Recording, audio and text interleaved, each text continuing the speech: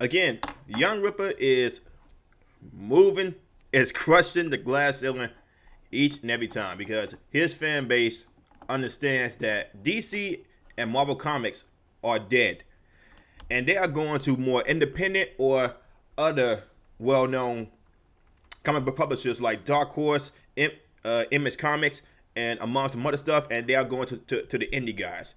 So, guys, again, this is a great opportunity for independent content creators to step up. They gotta try to publish their books out this year. They can't have their pre-orders out like today and then publish them like a year or two from now because that's not going to slide with a bunch of people because they don't want to wait that long.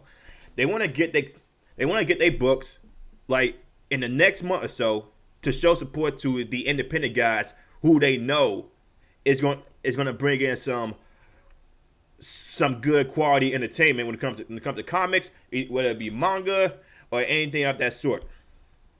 So, guys, again, this is a great opportunity for the independent guys because with Eric July's success, and some people may hate this, some people may love it, especially some other indie guys that say, Eric July is taking money away from us, but that's not really what's going on. The thing is with Eric July is that he had a following of people who are sick and tired of DC and Marvel, and he used that as an opportunity to sell his books, a good thing. And a lot of people don't do that because they are afraid that they can't compete with Marvel and DC, which is a bold-faced lie. Marvel and DC comics can be competed with, especially if they are promoting their comics. They are talking trash about Marvel and DC like El July did and all that stuff. But the thing is, some people didn't see it that way. They rather just let it die down on its own instead of talk about all the problems of Marvel and DC that should be addressed, because right now it's mainly just political garbage. When a lot of people read comic books and all that stuff, they don't like being politicized about their own ideals. It's the thing. Static Shock, it may have been political but it was talking about black on black crime, gang violence, all that other stuff. But the way that Static Shock did it is that they said that they made it a real world problem that Static Shock needed to address, fix, and all that stuff. So even though Static Shock was politicized, it wasn't politicized to the degree that you felt a cringe on it. So we're going back to Eric July and his comic book sales. So the campaign goal for ISOM issue 1 was at $100,000, and at the time of this video, it reached $2.2 million and still going, and it sold 45,155 comics sold. Guys, for a number one issue, that is just as good, probably even better than freaking Marvel and DC. It's just as good. And you want to know why he got those sales? It's because people are sick and tired of Marvel and DC. So again, guys, if you are an independent guy, you should use your channel, use your content, regardless of how big your following is, to push this out. Try to get some people to get some call-ins for somebody near you. Do the coloring, do the storyline, all that stuff, guys. You guys just gotta keep on trying to push it out and try to compete with these big companies, because they can be competed with, especially when it comes to someone like Eric July, who literally just dropped this information last week. So, and the reason why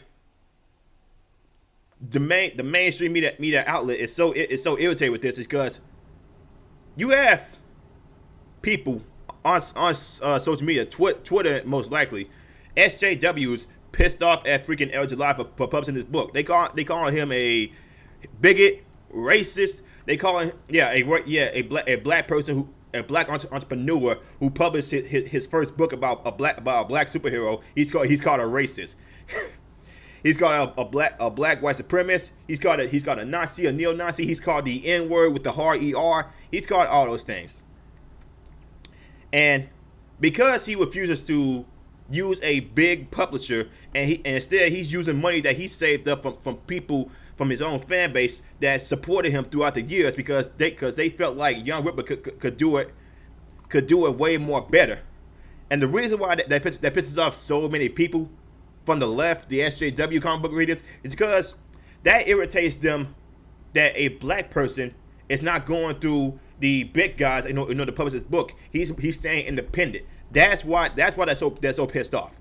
And the fact that he's trashing Marvel and DC for being propaganda comic book outlets, which they are, they can't understand how his success goes, or they don't understand about how people could go to his comic book series looking for entertainment.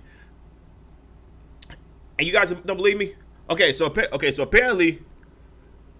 apparently here's a comic book panel from a I Am Batman issue 11 that came out this week. This is from July 14th, from a guy on Twitter named Max Presley, about apparently a Latino girl being named commissioner. So let me go ahead and read you this panel from. And again, apparently this is not edited at all. This is from the actual comic issue 11.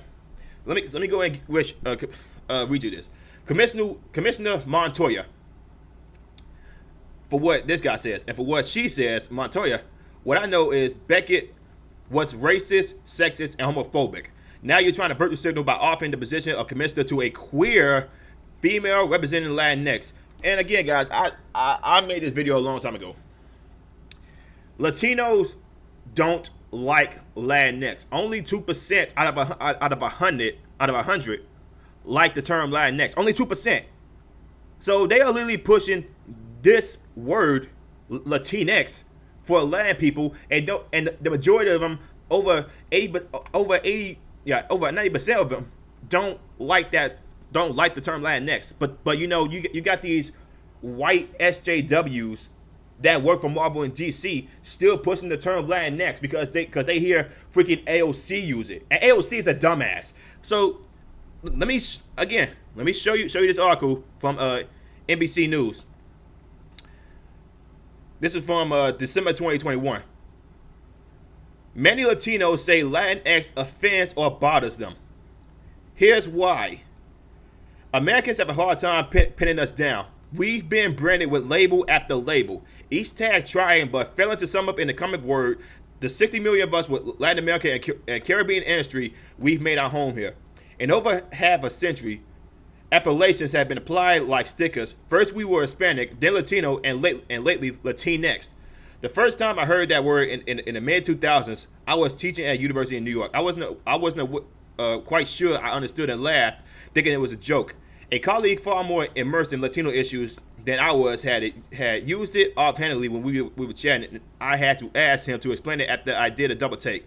It soon became clear that it was no joke.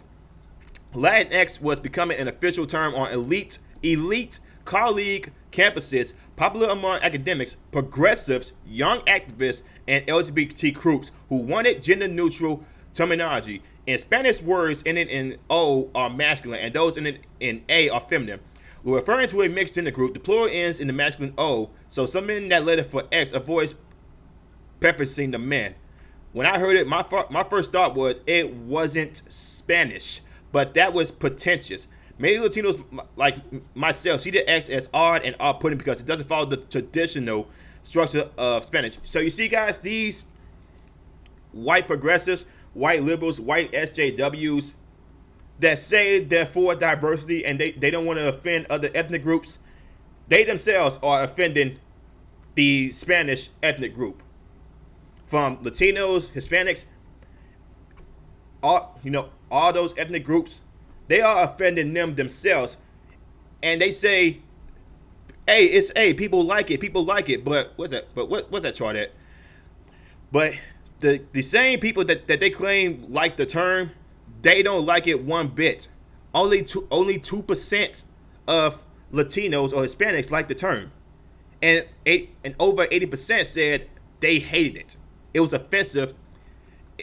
Why would they use this term for us, even though we don't like that term?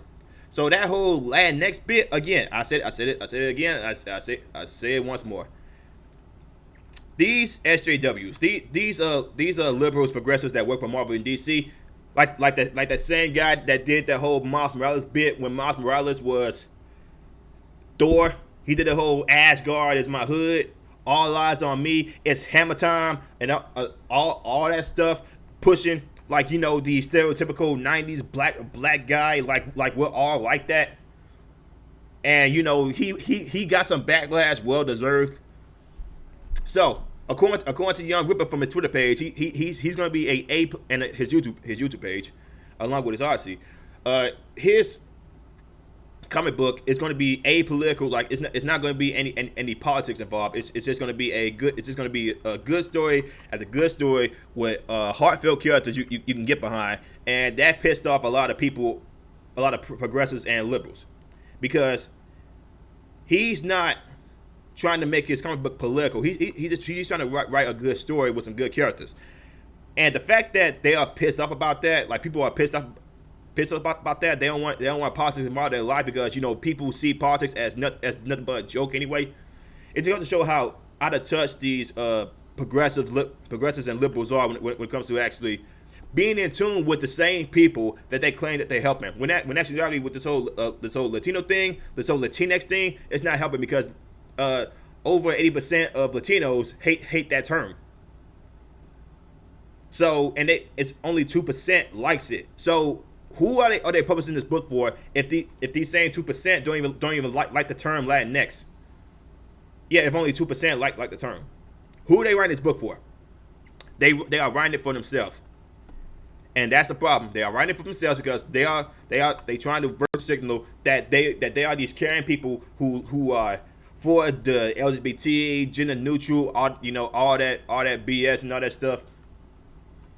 But guys, you guys let me know what you guys think about in the comments below. If you guys like what I'm saying, like and subscribe, share the video, hit the notification bell. I will see you on the next one. Peace.